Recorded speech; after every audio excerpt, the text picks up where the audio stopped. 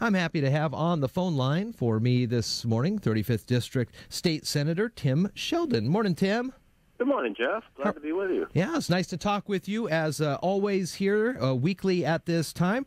Talk about some of the things that have been going on lately. Yesterday, it looks like the Senate, on a close vote, passed their education funding plan.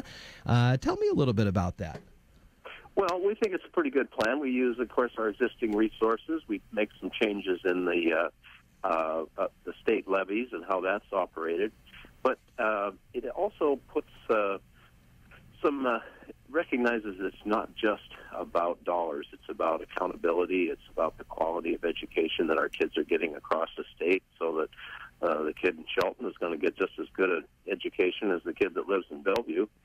And it doesn't raise a massive income tax. And basically, the governor's proposal, with all the elements in it, leans towards an income tax for the state, and that's been rejected so many times that that's not going to work. We at the Coalition Caucus in Olympia over the last 4 years have put several $1 billion more in education than the minority party has ever done.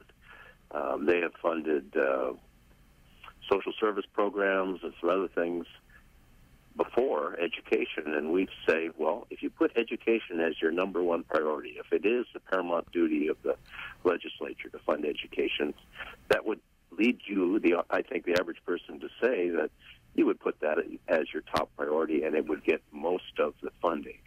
And that's what we've done. And if we continue to do that, I think our state and our economy will reward us well here in the next few years. So we're pretty happy about the proposal. That the House of Representatives does not have a proposal. The minority party in the Senate does not have a proposal. So we're proud to say, here's the proposal. We put it out. It's been well worked. It's not perfect. It's going to get some criticism. Already getting a lot of criticism from the Washington Education Association, the teachers union. But that's okay. Let's work through this session and find something that works for everybody, and we're more than willing to compromise. So, we talked a little bit about this with Drew McEwen yesterday, and is there anything in there that you feel or you've heard could be good starting off points for negotiation? And then if this goes relatively quickly, will that bode well for the rest of the session?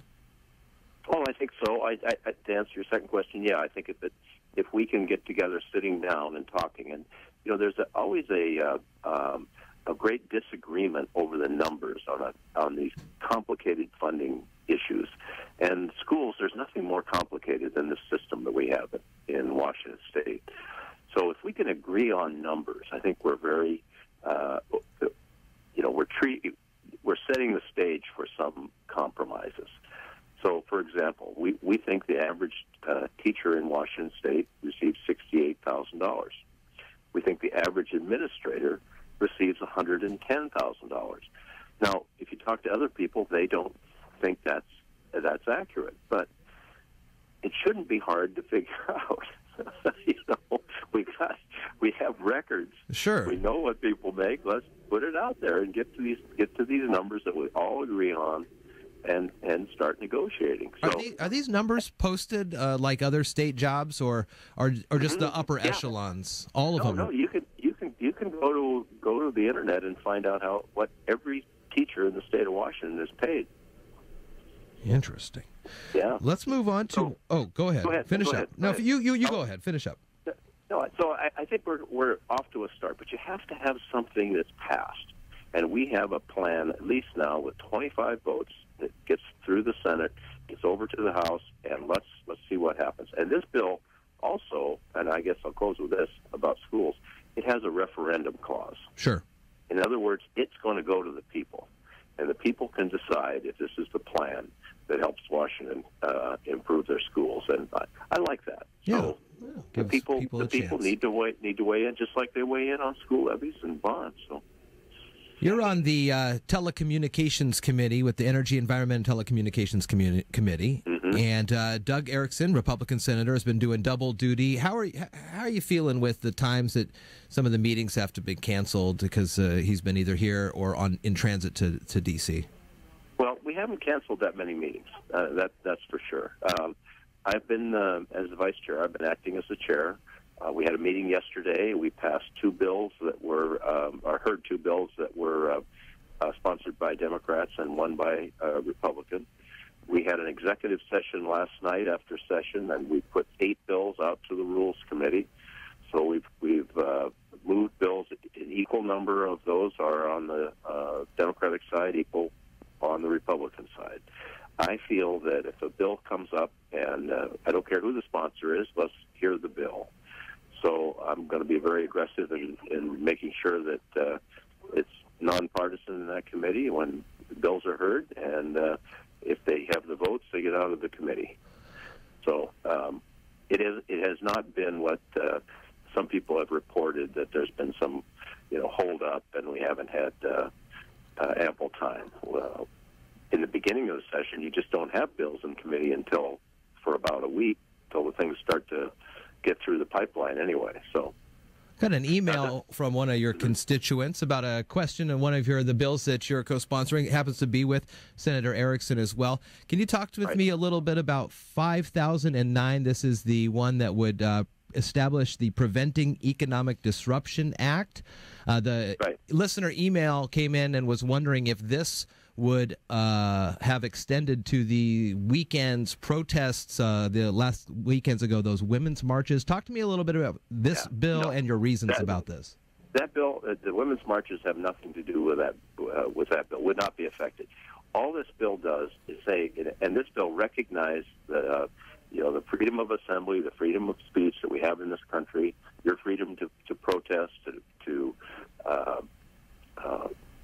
lawfully wave signs and object to things. That's fine. I'm not trying to call that into question at all. But when protesters block, say, the Port of Seattle or the Port of Olympia so that trucks cannot move in or out, there's economic damages to that. There's the guy running that truck. He doesn't get paid by the hour. He gets paid by the load.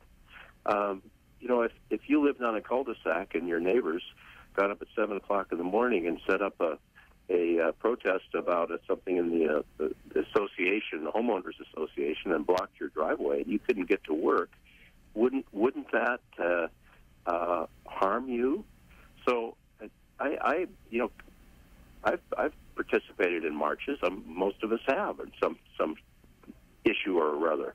But you don't have a right to cost somebody their job or damage a railroad track, for example, or look at what happened in Cal Berkeley last night. Mm-hmm.